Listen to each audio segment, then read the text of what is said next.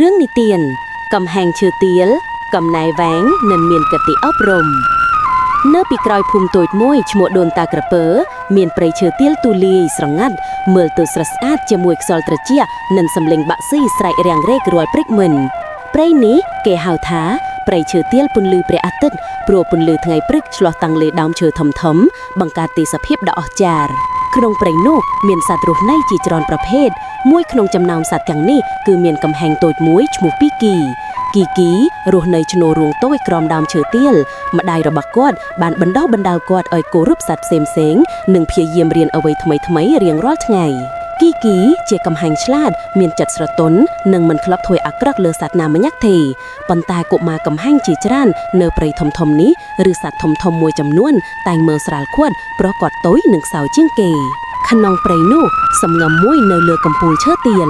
មានរឿងព្រេងចាស់មួយប្រាប់ពីផ្លែឈើដែលមានឈ្មោះថាផ្លែរីកទីដែលលូតលាស់នៅតែប្រចាំលើកំពូលឈើទាលមួយដែលមានអាយុកាលរាប់រយឆ្នាំពាក្យចចាមអារាមនិយាយថាសត្វណាអាចឡើងដល់កំពូលឈើហើយប៉ាន់យកផ្លែនោះបាននឹងទទួលបានប្រាជ្ញាកម្លាំងមុនសិទ្ធការគោរពពីសត្វទាំងអស់និងចិត្តរឹងមាំក្នុងជីវិតសត្វធំៗជាច្រើនដូចជាស្វាប្រូសាក្តាមធំកំពូលខ្លាញ់ឬសត្វខ្លាំងៗផ្សេងៗខុសគ្នារវាងពួកគេចូលរួមប្រកួតឡើងដើមឈើនេះជារឿយៗតែពួកគេច្រើនធ្លាក់មកវិញឬចាន់ចំទួខ្សោព្រៃខ្លាំងៗនៅកំពូលសត្វទាំងអស់គិតថាកំហែងតូចៗដូចជាគីមិនអាចឡើងដល់កំពូលឈើអស្ចារ្យនេះបានឡើយប៉ាវចិត្តរឹងមាំរបស់កំហែងគីទោះបីលឺព្រាកមើលស្រាវច្រើនប៉ុណ្ណាក៏ដោយគីវិញមិនធ្លាក់ទឹកចិត្តឡើយគាត់សួរម្ដាយថាម៉ែតើកំហែងតូចអាចឡើងដល់កំពូលឈើទាលយកផ្លែរីកទីបានទេម្ដាយគីញញឹមហើយឆ្លើយថាកូនអើយទំហំខ្លួនមិនសំខាន់ទេអ្វីដែលសំខាន់គឺចិត្តមិនបោះបង់និងការខិតខំរៀងរាល់ថ្ងៃពាក្យរបស់ម្ដាយធ្វើឲ្យគីមានកម្លាំងយ៉ាងច្រើនចាប់ពីថ្ងៃនោះគាត់សម្រេចចិត្តហាត់ឡើងដើមឈើរៀងរាល់ថ្ងៃទី1គាត់ឡើងបានតែ1ម៉ែត្រថ្ងៃទី2បានពី3ម៉ែត្រពីសប្តាហ៍ក្រោយឡើងបានកន្លះដើមឈើម្ដងម្កាលធ្លាក់ជក់យ៉ាងឈឺតែគាត់មិនស្ដាយទេសត្វផ្សេងឃើញគាត់ខិតខំសូម្បីថ្ងៃភ្លៀងក៏ចាប់ផ្ដើមសរសើរស្វាធំមួយនិយាយថាកំហែងតូចមែនតែនប៉ុន្តែចិត្តធំលើសគេ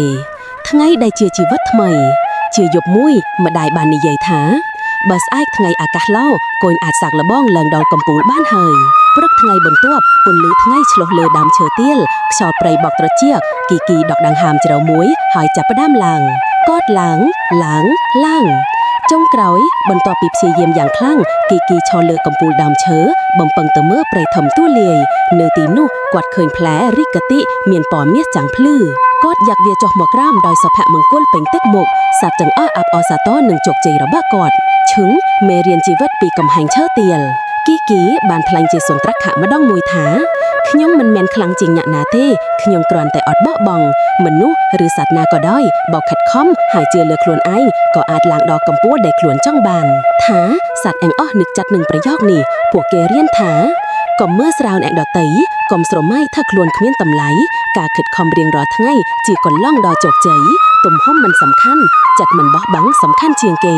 ប៉ាវបញ្ចប់ចាប់តាំងពីថ្ងៃនោះរឿងរបស់កំហែងគីត្រូវបានរីករាលដាលនៅទូទាំងព្រៃឈើកុមារកំហែងតូចក៏រៀនពីគាត់សត្វធំក៏រៀនពីគាត់ដែរព្រៃឈើទាលក៏មានភាពរីករាយបើមានមេរៀនថាស្តាមនុស្សតូចអាចធ្វើការធំបានប្រសិនបើមិនបោះបង់